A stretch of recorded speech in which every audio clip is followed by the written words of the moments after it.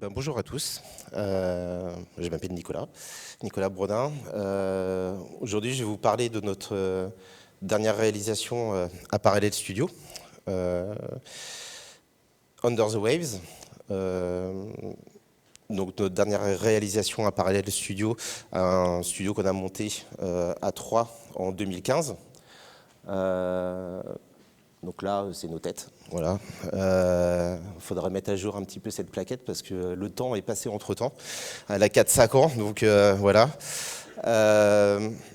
Donc on s'est tous rencontrés à Ubisoft il y a maintenant pas mal d'années. Moi, je travaille dans le domaine du jeu vidéo, que ce soit dans l'audio, design sonore et musique depuis quasi 20 ans maintenant, et dans d'autres domaines que le jeu vidéo. Donc, avant tout ça, avant de créer Parallel Studio, on était aussi l'équipe créative de Some Studio sur le jeu White Knight. Et après, on a sorti Dark Days sous le label de Parallel Studio, qui est un jeu d'horreur en VR. Qu'on a adapté depuis sur Switch. Echo, qui est un jeu narratif en VR aussi, qui était à la base pour Google et qu'on a adapté sur Switch, puis dont on est en train de faire le portage sur PC. Et Under the Waves, donc notre dernière réalisation qu'on a sortie en août 2023.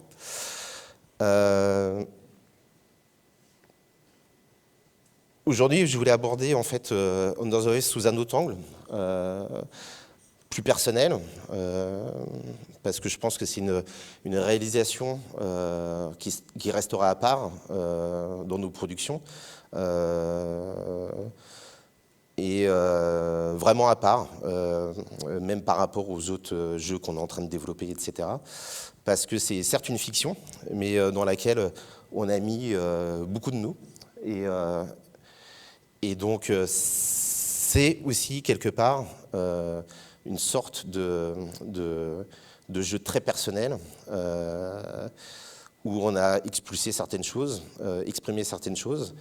Et peut-être que c'est une façon aujourd'hui d'expliquer plus en détail, de façon un peu plus personnelle, ce qu'on a eu l'occasion de faire dans la communication qu'on devait avoir avant et après la sortie du jeu. Donc des fois, ça va pas être évident de trouver les bons mots parce que finalement, c'est une sorte de formalisation de quelque chose qui peut être de l'ordre du ressenti. J'avais même noté à un moment donné dans mon PowerPoint quasi viscéral. Et donc, je vais essayer d'être cohérent dans mon discours. Ce n'est pas forcément évident en 45 minutes. Donc d'abord, il y a le cadre du jeu. Qui est donc, pour ceux qui ont déjà joué, qui est évident de toute façon, Under the Waves, donc sous l'eau, le cadre de la mer du Nord. Dans ce jeu, on est à la fois dans la réalité du jeu, mais on dépeint aussi la réalité du personnage. C'est-à-dire, on a la réalité du jeu et celle vécue par le personnage. Donc, on joue sur une espèce d'ambiguïté sur lui-même, ce qu'il vit dans le jeu. Est-ce que c'est vrai? Est-ce que c'est des hallucinations? Donc on est dans quelque chose de très métaphorique à la base, en fait.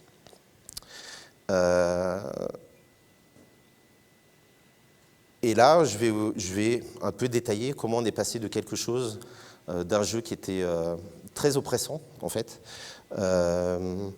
limite fantastique, horreur, à quelque chose de plus, comment dire, touchant, poétique, avec un discours un peu plus positif, lumineux.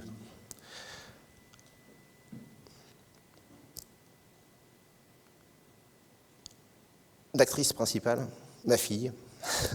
Donc très important, justement, pour expliquer les différents points de vue que moi j'ai eus pour aborder le son et la musique d'Under the Waves, en sachant, bon là je suis obligé de spoiler, hein, forcément, vu que je parle de l'histoire du jeu, en sachant que le thème principal du jeu, c'est quand même le deuil d'un père qui a perdu sa fille.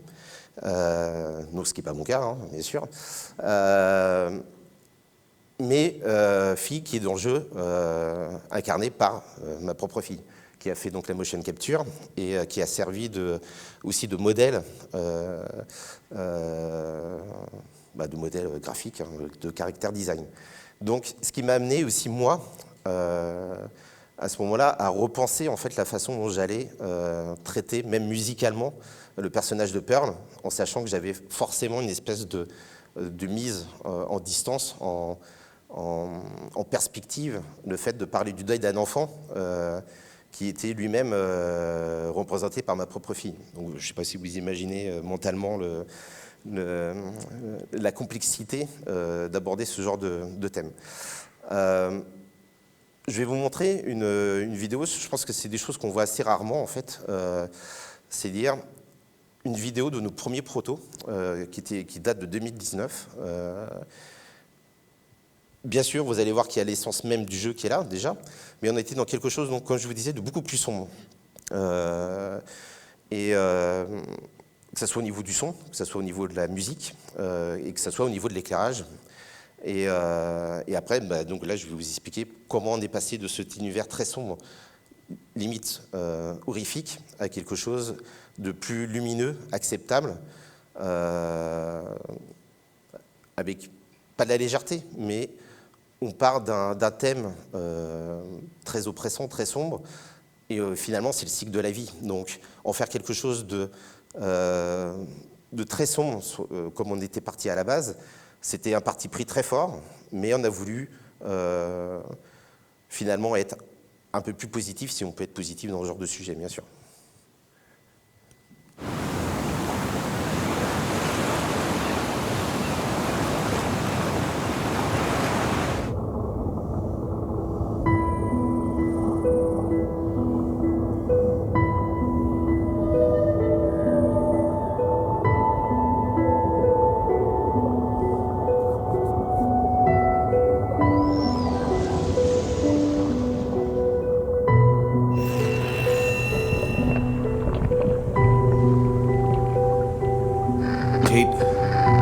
Kate. Just one more effort, Henry. Your lover's very close.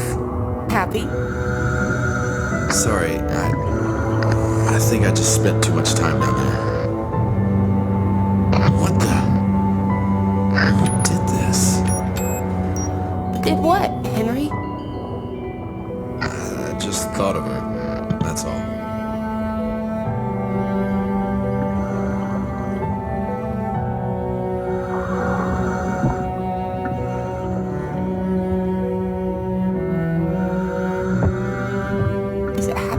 Henry? No, it's wonderful. If only she could be there too. Oh no, not this again. Henry! Henry! Do you hear me? Donc ça, c'était l'état du jeu en 2019. Donc clairement, les scènes de Dream avec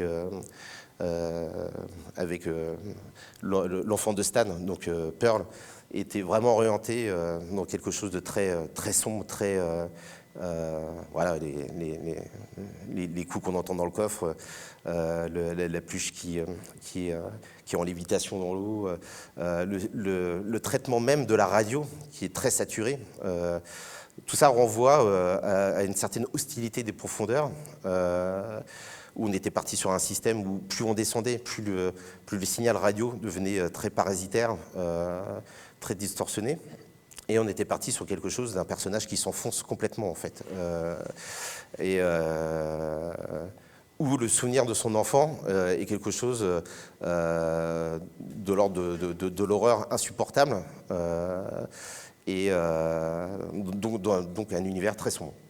Et j'étais vraiment parti à ce moment-là sur le fait que plus on descend dans les profondeurs, et plus le son en lui-même devient quelque chose de claustrophobique, très... voilà, encore aussi loin que ce qu'on peut imaginer dans le langage cinématographique, des profondeurs qui sont juste hostiles et pas du tout voilà, hostiles. Je vais m'arrêter à ce terme-là, je pense que c'est très bien. Donc, finalement, on a construit en fait le langage du jeu au fur et à mesure, aussi par rapport aux événements qui sont passés dans nos vies, même pendant la prod. Et on a eu cette réflexion que je pense qu'on a tous sur une production, c'est vers quelle direction artistique on veut aller exactement, quoi. Donc au début, on s'est dit, ok, un jeu narratif avec un sujet dur, la perte d'un enfant. Dans quelle voie on va s'engouffrer en fait? Est-ce qu'on part vraiment dans le glauque absolu, dans l'horreur?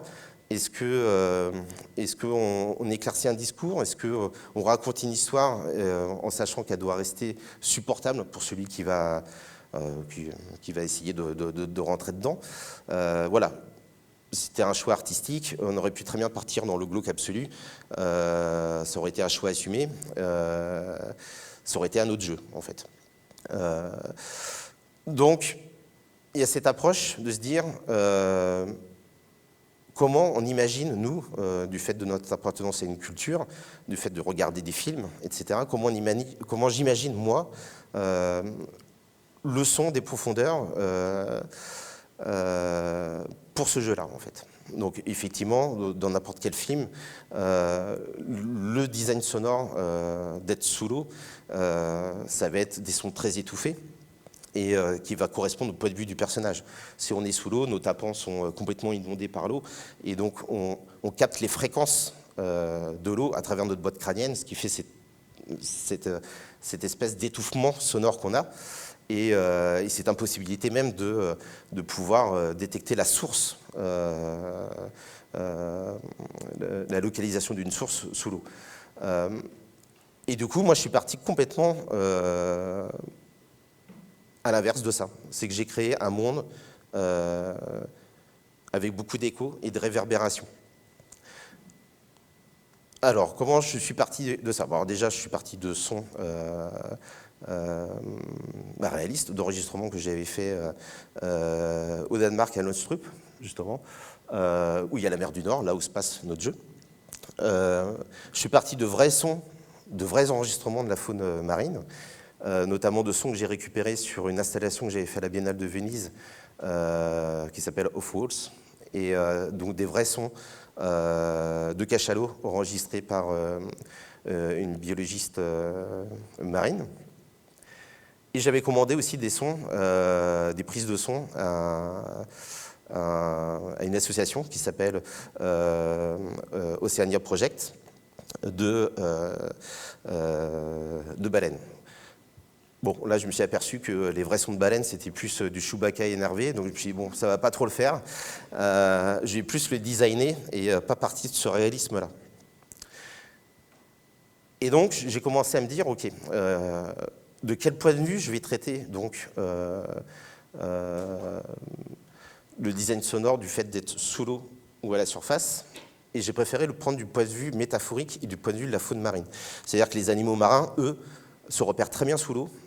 Ils utilisent les ondes et l'écho des ondes pour se déplacer, pour opérer leur proie, etc. Donc je ne suis pas parti du point de vue du personnage, du point de vue humain, je suis parti du point de vue de la faune marine et d'un monde ouvert plutôt qu'oppressant. Et j'ai donc lancé une vidéo maintenant, je pense que ça va être plus clair. Et donc j'ai construit toute l'ambiance sous-marine à partir de l'ambiance de surface, qui est finalement la réalité des choses. C'est-à-dire que sous l'eau, on entend finalement les différentes couches du son que produit l'eau jusqu'à la surface. J'en vois, ça va être plus clair. Ah, j'en suis pas encore là en fait.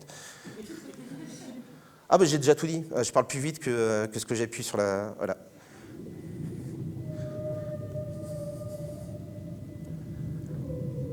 Donc ça, c'est une capture du jeu sur PS5.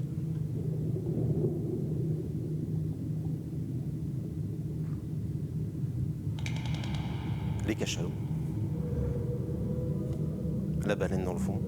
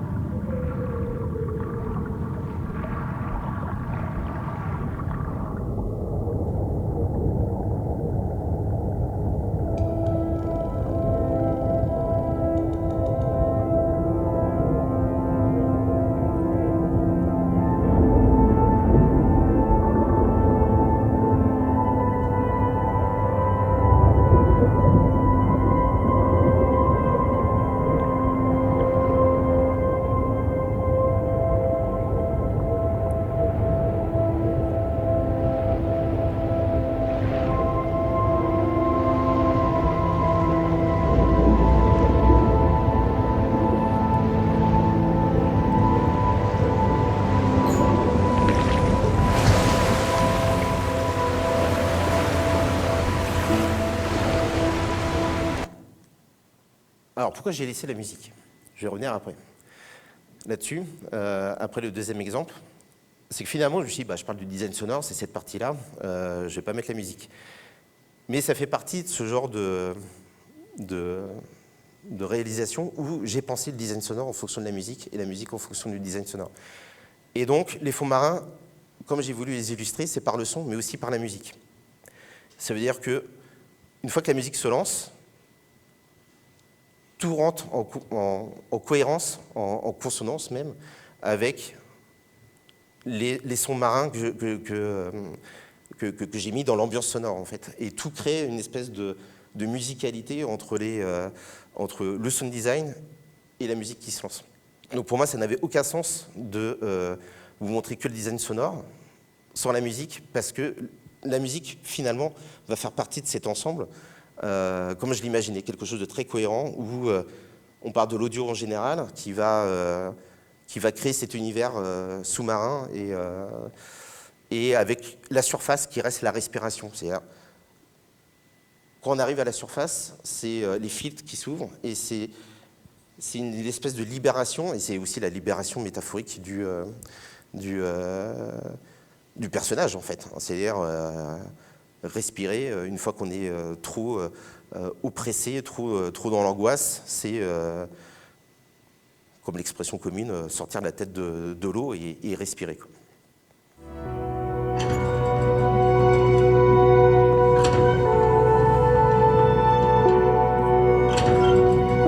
Et voilà.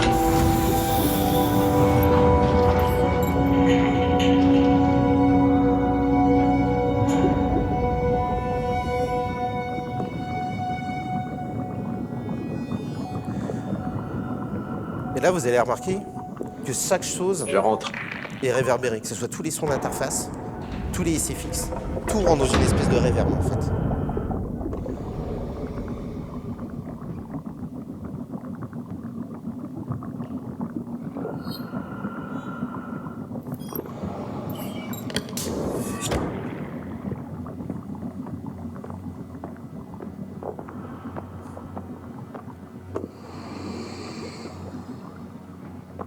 On dirait un ascenseur.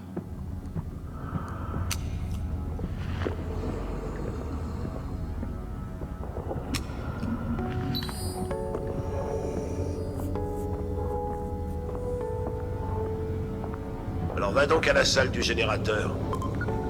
Je suis pas coché la case ingénieur quand j'ai postulé ici, que je sache. Avec quelques bonnes petites blagues. Heureusement pour toi, Unitrench a créé nos installations avec le plus petit dénominateur commun en tête.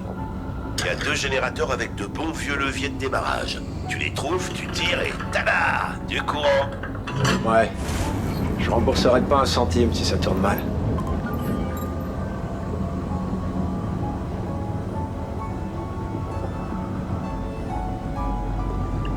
Ok, c'est fait.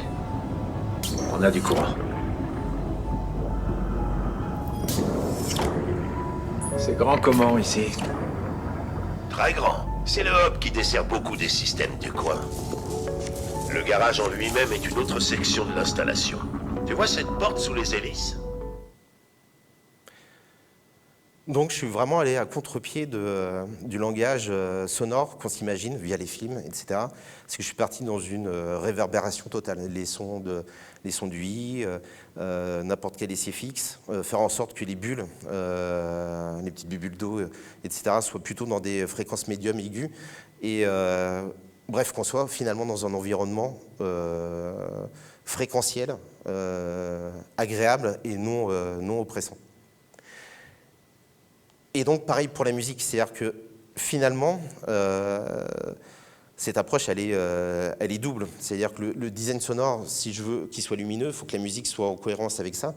Si le design sonore, plutôt que de partir sur un étouffement des sons, va partir sur quelque chose d'ouvert, d'agréable, de réverbéré, et je vais baser aussi la texture musicale sur cet aspect-là. Ça veut dire le délai musical et une réverbération et quelque chose d'ouvert.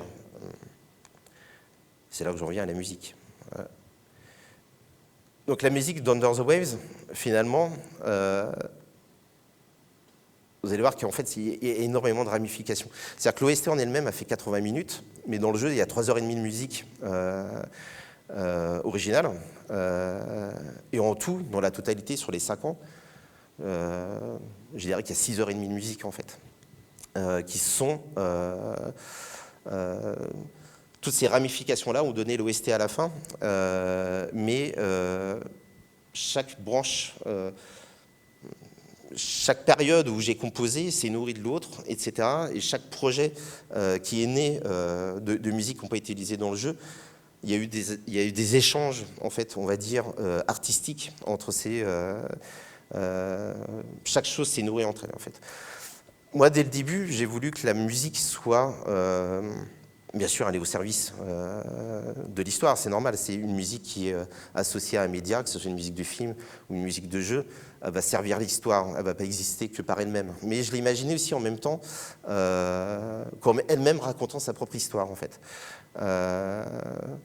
C'est là où je peux partir dans mes délires très vite. Et c'est très difficile justement à canaliser, à centrer le pourquoi du comment je suis parti dans cette direction de façon très concise, parce que c'est quelque chose qui est aussi de l'ordre, comme je vous ai dit, du ressenti, où la formalisation vient après. Mais ça ne veut pas dire qu'au moment de la composition, je me suis dit, je vais faire ci, je vais faire ça va être absolument comme ci ou comme ça, quoi. Mais du coup, au niveau de la musique, je suis parti du constat qu'au niveau du design sonore, j'étais parti sur de la réverbération, sur quelque chose avec de l'écho. Et donc, j'ai construit ma musique autour de patterns qui se répétaient, un peu comme cet écho qui se propage sous l'eau avec le sonar qu'on utilise dans le jeu, etc. Et donc de quelque chose aussi au niveau de la texture musicale qui va être plutôt lumineux, en fait. Voilà. Et effectivement, il y a cette approche à la fois musique de jeu, mais je pense aussi un peu à part, où j'ai voulu partir dans une esthétique qui était plus indie pop rock dans la construction.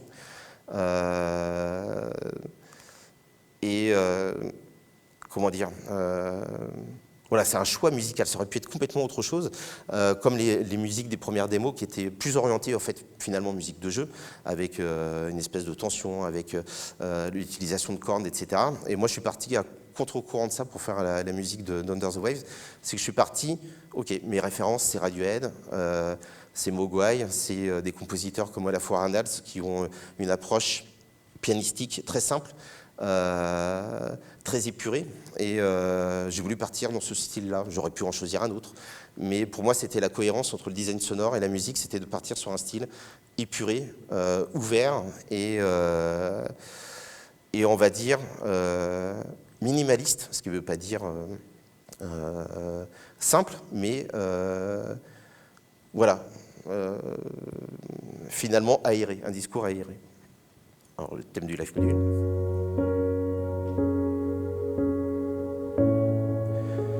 Donc là, une construction finalement très Radiohead, où je tourne autour d'une tierce, pour qu'elle soit mineure ou majeure, et qui donne ce côté flottant en fait.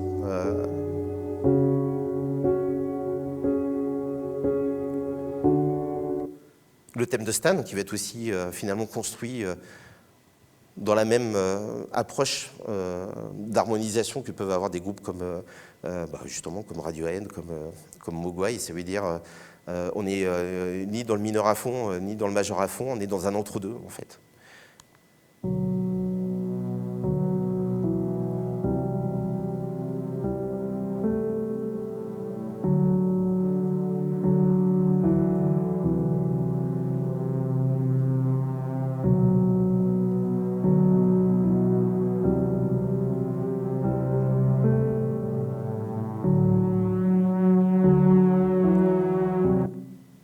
Un autre exemple.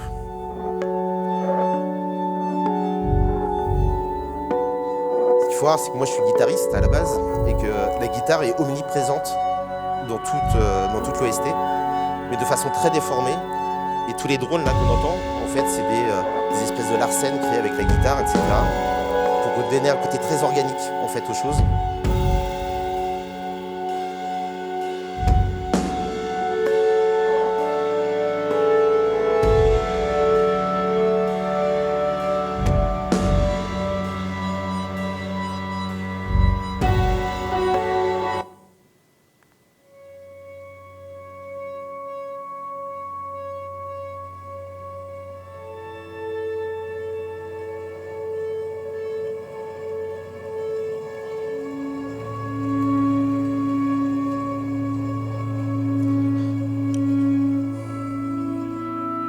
Faut que j'accélère parce que là, j'ai énormément de trucs encore.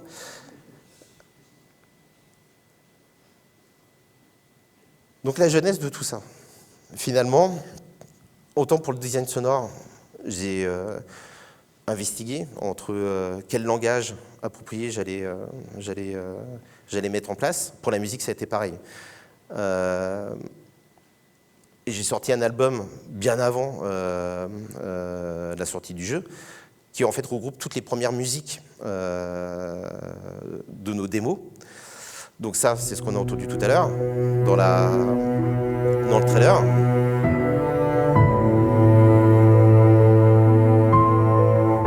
Et ça, c'était ce qu'était la musique du live module avant. Donc là, on n'est plus du tout dans la même luminosité que ce qu'on avait. Ah, j'ai fait bugger le truc.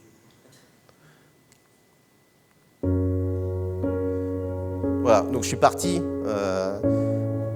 ce qu'on vient d'entendre, quelque chose de si mineur, très prononcé, à une ouverture, à une légèreté qui est devenue celle-ci en fait.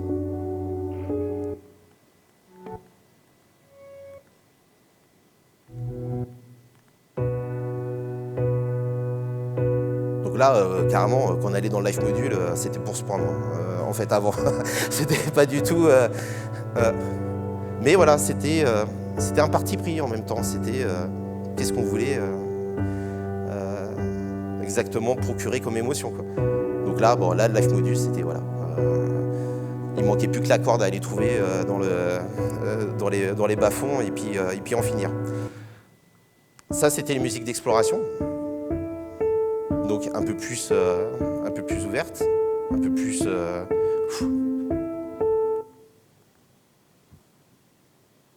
Mais j'ai tellement produit en fait là-dessus. J'en ai fait encore un deuxième album. En fait, on en a jusqu'à 2h du matin parce que là, en fait, j'ai fait. Et qui finalement a commencé à s'éclaircir aussi au niveau du. Ah, bah, là, ça a bugué carrément. Ah oui, ça joue pas parce que c'est un lien YouTube, je pense. C'est pas très grave. Parce qu'il y a encore de la matière. Maintenant que je suis lancé, c'est bon. Et en même temps, c'est vraiment très spécial parce que Ronan serait là, Seb Renard qui a fait le scénario, il serait là. Je pense qu'on peut tenir une après-midi. Hein, c'est les deuils de Ronan, de moi, les névroses de Seb, on mélange et ça donne Under the Waves, quoi. Donc il y aurait énormément de choses, de ramifications à dire. Et donc, en même temps que j'étais dans cette approche artistique de construire la musique d'Under the Waves, je suis parti aussi dans un côté plus post-rock, qui finalement était à la base prévu pour Under the Waves. Et on reconnaît d'ailleurs à la construction, au côté très marqué de l'harmonisation que j'utilise dans Under the Waves. J'ai commencé à partir dans cette approche post-rock, mais pour sortir de l'OST et exprimer d'autres choses. Mais clairement, à la base, c'était des compositions prévues pour Under the Waves que j'ai complètement retravaillé pour du post-rock en fait, quoi.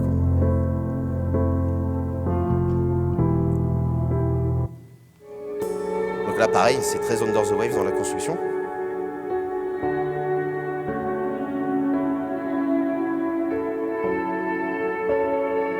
Voilà, je sais pas.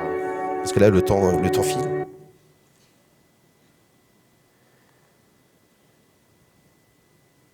Et après, il y a des choix qui sont faits, il y a des événements qui se font. Moi, je perds mon père sur la prod. Et il y a cette approche où d'un seul coup, le jeu devient un peu trop le reflet de nos vies, en fait. je pense que c'est là où vient le tournant même d'apporter nous-mêmes de la luminosité là-dedans. C'est qu'à un moment donné, le jeu devient un peu trop viscéral par rapport à ce que nous, on a vécu, par rapport à ce qu'on vit. Et d'où l'orientation qu'on en fait, et que moi j'en fais moi, au niveau du design sonore, au niveau de la musique. Et ce qui donne maintenant, ce qui est devenu Under the Wave, c'est ce côté, nous-mêmes, on est obligé de prendre un peu de distance par rapport à ce qu'on raconte, parce que finalement, ça nous touche aussi. En même temps, on expulse des choses, mais en même temps, il faut qu'on soit dans la mesure, nous-mêmes, pour que ça nous fasse du bien aussi à nous aussi. Voilà. Et donc, je suis parti, du coup, complètement autre part, pour pas moi, ce que je voulais exprimer musicalement se retrouve trop dans Under the Waves, et peut-être, entre guillemets, plombe peut-être un peu trop les choses. Et clairement, j'ai eu besoin d'un seul coup de partir dans la construction de cet album-là, que je vis complètement comme une expulsion, quelque chose qui doit être vraiment dans le côté, instantané, en fait. Ça veut pas dire que ça va être moins construit, mais d'un seul coup, c'est une expulsion d'émotions qui se met dans cet album-là.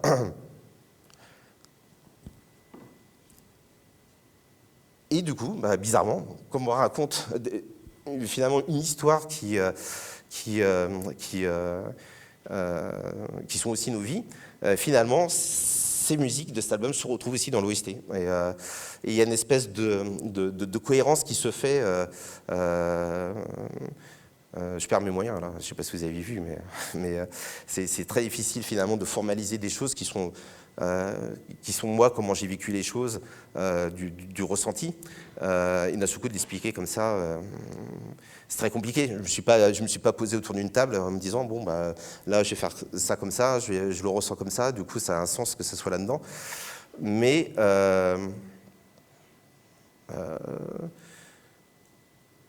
finalement, c'est pour dire à quel point il y a quelque chose de viscéral dans ce jeu. C'est-à-dire finalement, j'ai voulu partir autre part en faisant ma propre musique pour pas influencer les musiques d'Under the Waves.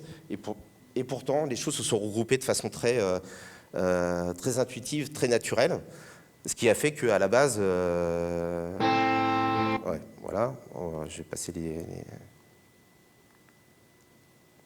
Ça a donné une OST avec toutes ces ramifications-là, en fait. Et mais voilà, c'est comme si, en fait, il y avait eu...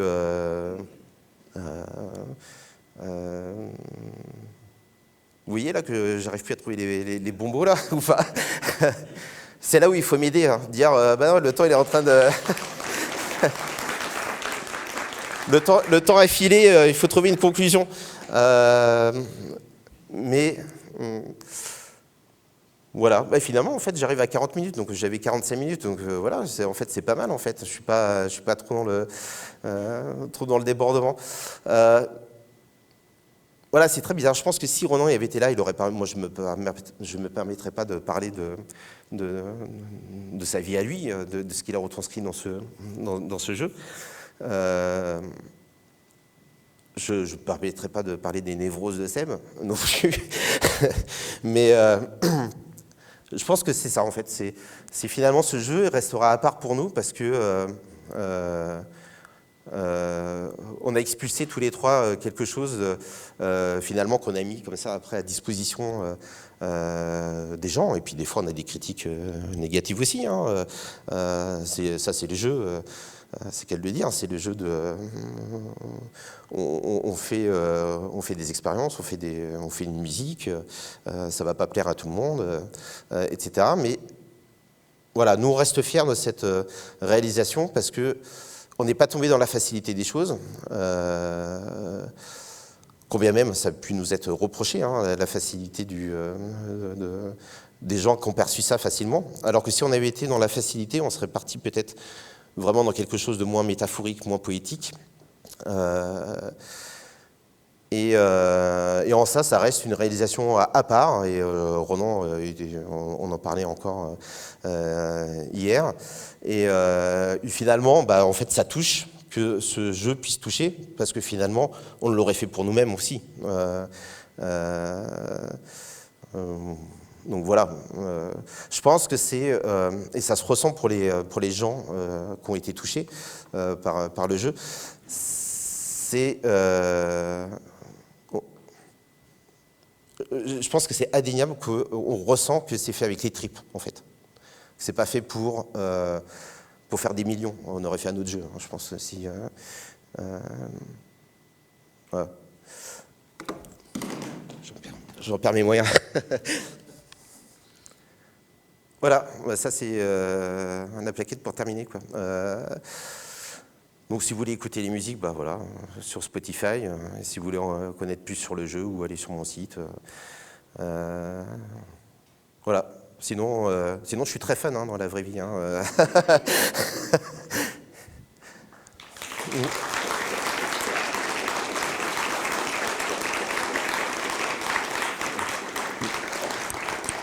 Merci. Des blagues, une question Ouais. Hein? Mais non, mais figure-toi qu'elle est récente celle-là, hein. C'était pour la... Ah, j'ai jamais parlé dans le micro en fait, je me rends compte que j'étais tout le temps comme ça. Non, j'ai fait ça au mois d'août. Et en plus, j'ai fait ça pour l'OST justement. On m'avait demandé des photos. J'ai l'air super sérieux là-dessus. Alors que si on connaissait le contexte, mais c'est pareil, ça fait partie des mystères. Moi, j'avais une petite question. Oui. Sur le design musical, j'ai pas fait le jeu, du coup, je sais pas s'il y a une partie music design, enfin musique interactive dans le jeu, et si oui, est-ce qu'il y a une réflexion aussi symbolique derrière, un peu à l'image de cette couche dans le design sonore aussi? Alors, il n'y a pas de musique interactive à proprement parler, parce que c'est un jeu qui est vraiment dans une certaine temporalité, en fait. Il n'y a pas d'ennemis à combattre, etc. Et il est très scénarisé. Donc, pas de musique interactive en tant que telle. Par contre, il y a la musique, il y a une gestion random de la musique pendant l'exploration. Parce que ça a été aussi une des pistes, mais il y avait tellement de choses à dire. C'est-à-dire que finalement, c'est un jeu semi-ouvert. Donc, on peut explorer si on a envie pendant 1 heure. Et là, le design sonore ne suffisait pas à lui tout seul pour rendre l'expérience d'exploration plaisante. Donc, il y a un système de musique random et qui fait que, voilà, quand je prenais les captures vidéo, je dirais que au maximum, il peut y avoir entre 2 et 3 minutes de silence sans musique, en fait. Et après, il y a la musique qui se déclenche, quoi. Et là, par contre, sur la musique, je suis parti sur des thèmes qui sont composés, vraiment. Donc là, il y a une dizaine de musiques d'exploration, en fait.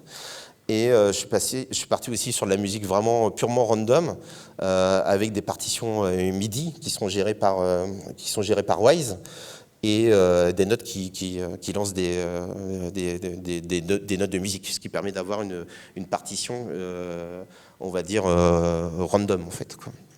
Voilà. Mais maîtrisé, ça veut dire qu'en fait, finalement, ça reste un random de plusieurs fichiers MIDI que j'ai composés et qui va aller piocher dans différents samples pour créer une musique, après un ensemble musical, quoi. Mais dans tous les cas, il n'y a pas de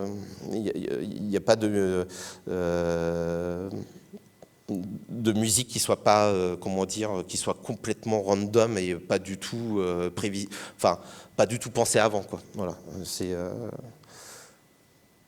pas si j'ai répondu à ta question. Si, merci beaucoup. Voilà.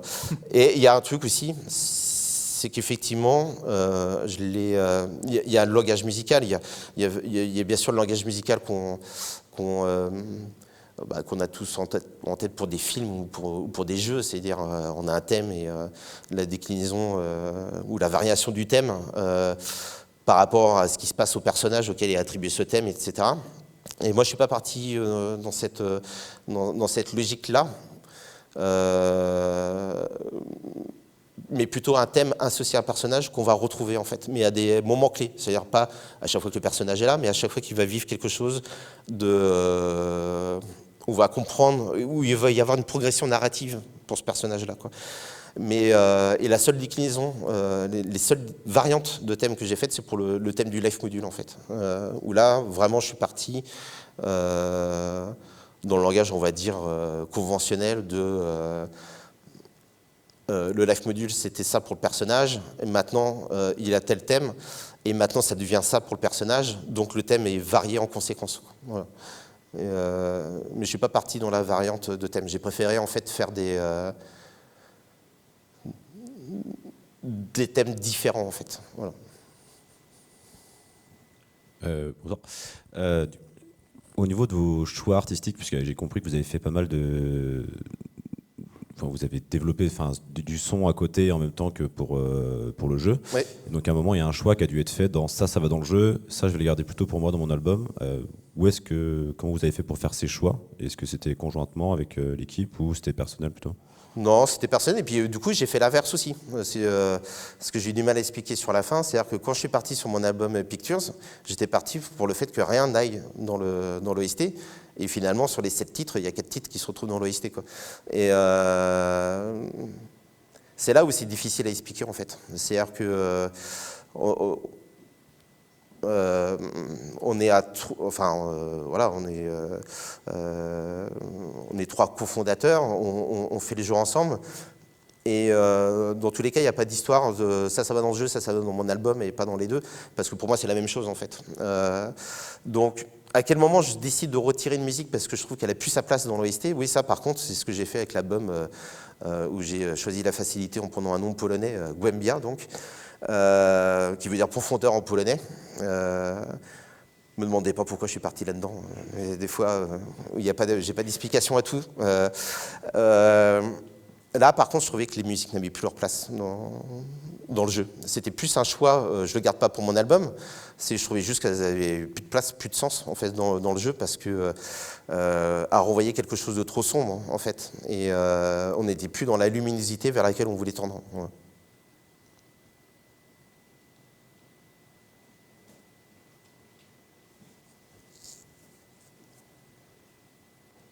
Voilà. Bonjour. Je tenais déjà à souligner que votre jeu me rappelle vachement Dead Cells, mais de façon un peu aquatique, sans les monstres, etc. Et également, je me posais la question avec l'ambiance musicale. Est-ce qu'il y a des jeux qui vous ont inspiré à faire, à vous mettre là-dedans? Pourquoi se fier plus à l'univers aquatique? Et peut-être pas, vu que vous avez parlé de réverbération, qui du coup est complètement à part de l'univers aquatique, est-ce qu'il y avait autre chose qui aurait pu vous porter là-dessus?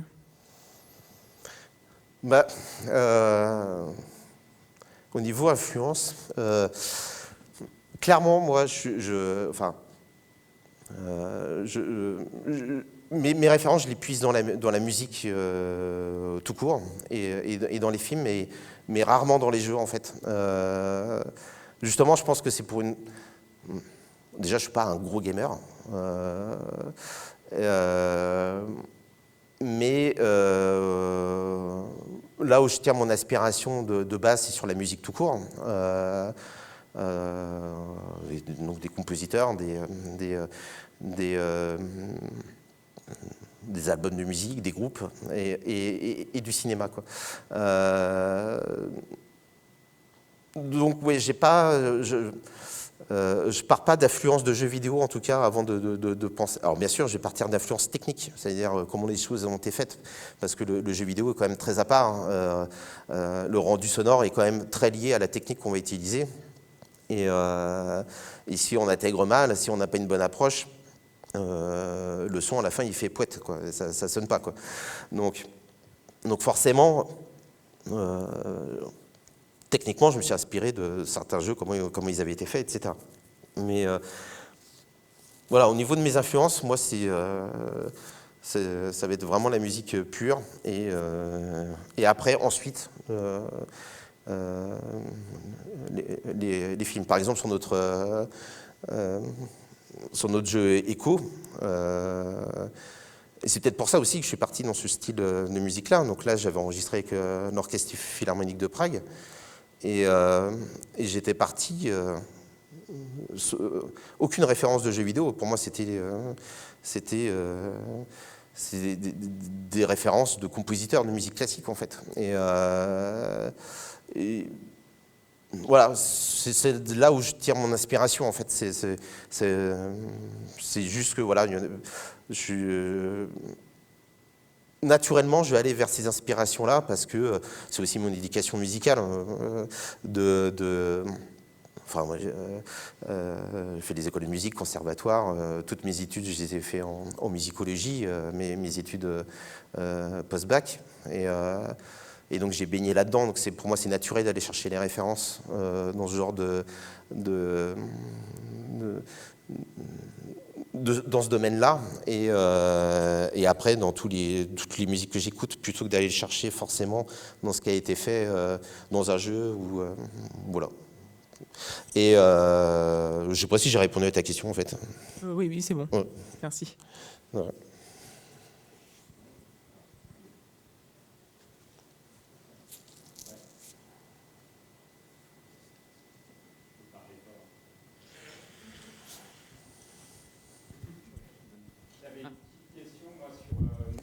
La relation, merci. Sur la relation ambiance-musique, en fait, moi j'ai eu l'impression dans le jeu, et d'ailleurs dans le premier exemple où tu nous montrais le sound design, qui à un moment il y avait une musique qui se déclenchait, il y a une sorte d'accord en fait qui se crée entre tout ce qui est faune et la musique. C'est ça. Je voulais savoir s'il y avait un système qui permettait cet accordage-là, ou alors si c'était un peu fortuit et s'il y avait une réflexion derrière ça. Ouais, toujours un peu des deux, quoi. C'est-à-dire qu'il y a la chose pensée et puis la chose qui finalement, naturellement, aboutit à ça, quoi. Mais les tonalités des musiques d'exploration, je les ai pensées par rapport donc aux notes que produisent le design sonore, en fait, quoi, pour qu'on reste dans une cohérence, on va dire, tonale, quoi. Mais donc voilà, oui, en fait, je viens de répondre. Ouais, c'est ça. J'ai effectivement sur l'exploration, alors pas sur quand on est dans les bunkers, parce que là, c'est complètement autre chose, mais ça fait partie du travail sur les musiques d'exploration, c'est-à-dire quand on est sous l'eau, en déambulation sous l'eau. Le design sonore a été pensé par rapport à la musique et vice-versa, en fait, quoi. C'est-à-dire que j'ai réajusté des fois aussi le design sonore quand ça ne matchait plus pendant que la musique jouait, en fait. Oui. Ouais. Et voilà, après,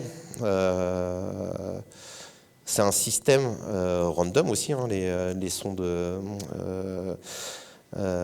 les sons d'ambiance qu'il y a donc, sous l'eau. Mais il n'y en a pas tout le temps non plus, quoi. Donc c'est vraiment... ça a été simple de mettre en place ce genre de truc, parce que voilà, je ne vois pas 15 milliards de sons non plus quand on est sous l'eau. Et voilà. Comment finir? Bon, voilà, ça marche toujours, ça, pour finir. Bonjour. Bonjour. J'avais une question, moi, alors sur, donc évidemment, au-delà du deuil, qui est une situation qu'on souhaite à personne, bien sûr, est-ce que ce mode de travail et de composition beaucoup plus viscéral, comme tu as dit, beaucoup plus spontané, je pense, t'a plu? Est-ce que tu y vois des avantages, des inconvénients par rapport à comment tu travaillais avant? Ouais, alors... pas évident, ça, comme question. Bon, déjà, non, mais justement, c'est super intéressant, en fait. Bon, déjà, effectivement, le deuil fait partie du cycle de la vie. C'est aussi pour ça qu'on a voulu être plus lumineux dans le discours, parce que finalement, on ne peut pas transformer en horreur quelque chose qui... on ne peut pas le transformer non plus en positif, parce que c'est des choses qui marquent, mais voilà, c'est pour ça qu'on voulait avoir un discours plus lumineux, une sorte d'écho aussi à ce que vivent les gens, etc. Alors après, l'approche, elle est très bizarre en fait, l'approche compositionnelle. C'est-à-dire que moi, par exemple, d'avoir fait mon album à part, où c'était vraiment de l'expulsion, ça faisait du bien, c'est une musique qui est pour soi, pour expulser les choses.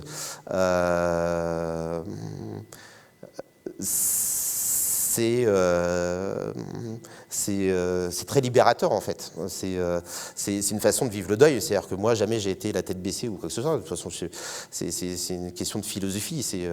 Mais du coup, les choses qu'on n'arrive pas à formaliser, de l'exprimer par la musique, ça fait énormément de bien. Ça, voilà, et pour un graphiste qui ferait des dessins pour expulser les choses, toute forme d'art fait du bien pour expulser ce qu'on ressent de toute façon, quoi.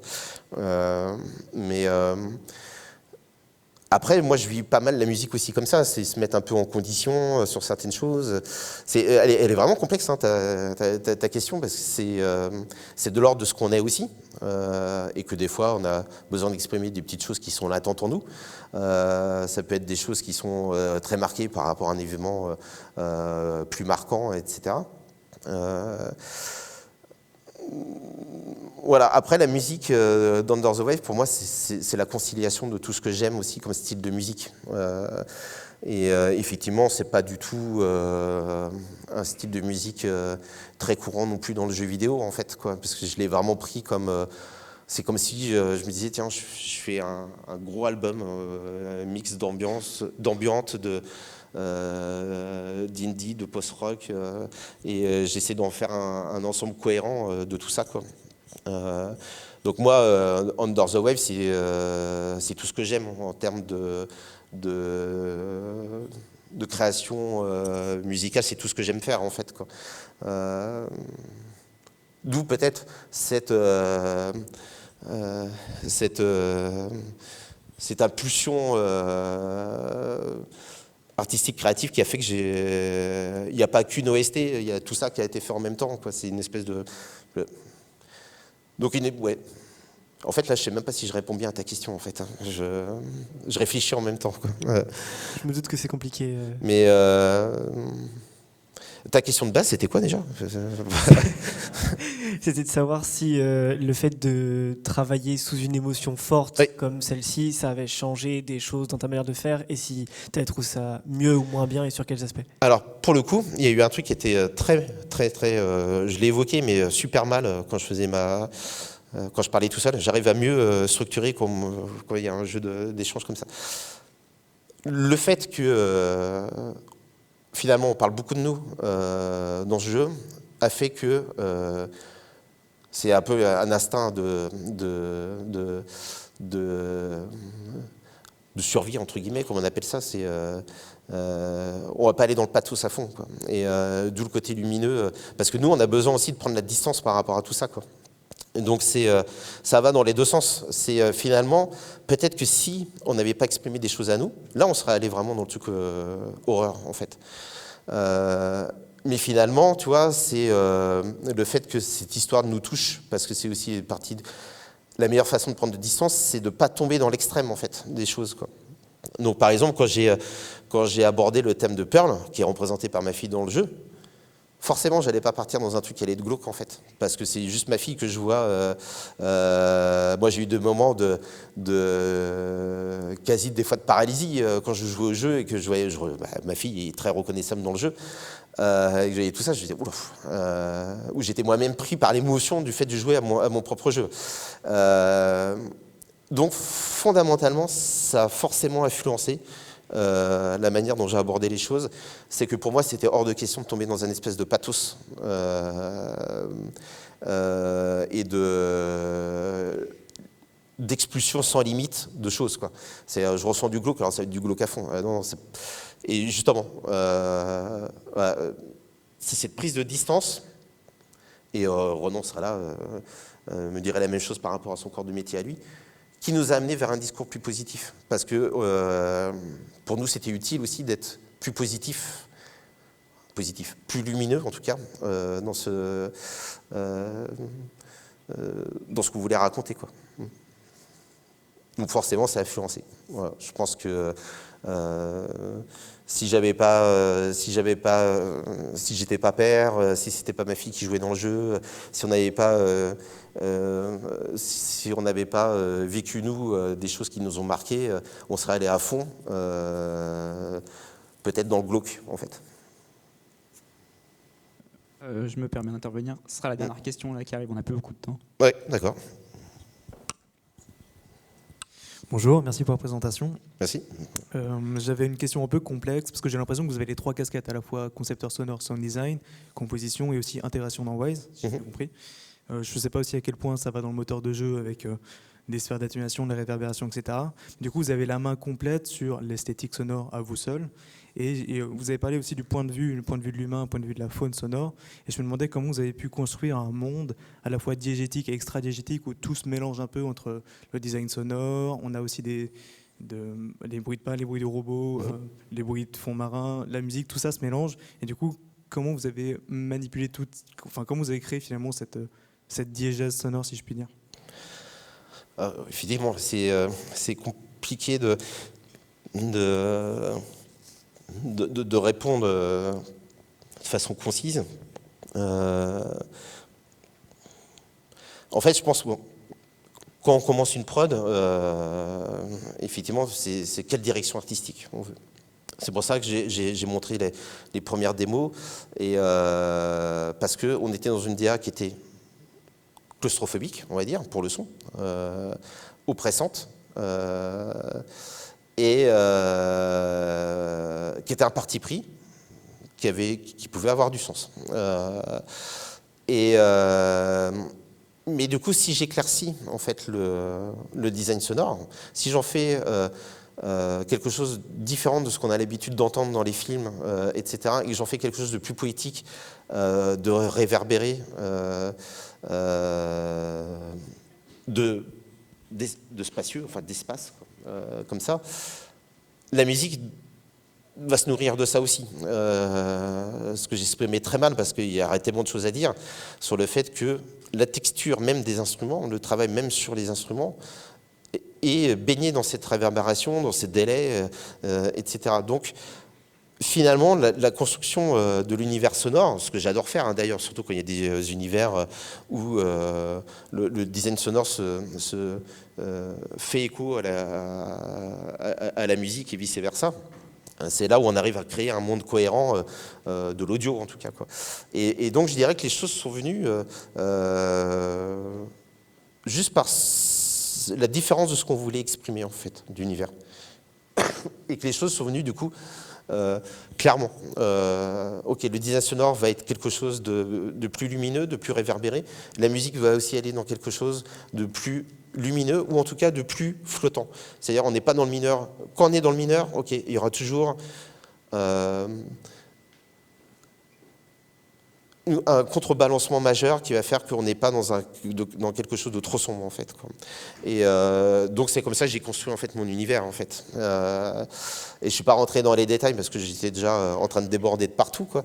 Mais donc effectivement, il y a cette histoire de tierce mineure qui devient majeure. Donc on est entre deux modes mineur-majeur. Donc on est dans un morceau qui finalement n'est ni triste ni joyeux, mais on est dans un entre-deux. Donc ça, c'est du Radiohead pur et dur.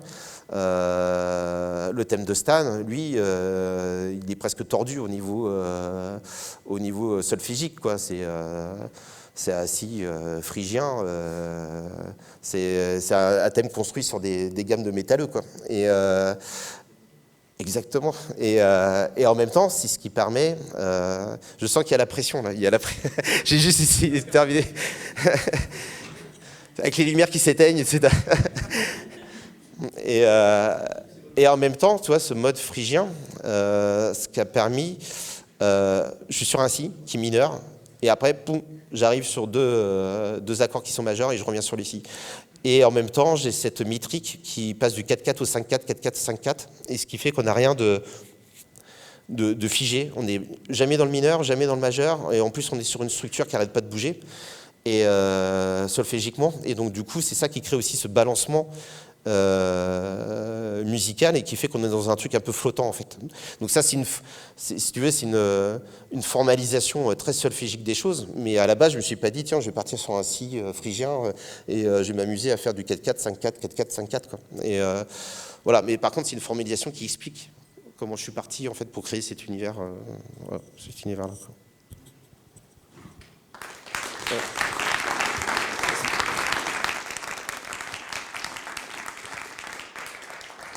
Merci bien.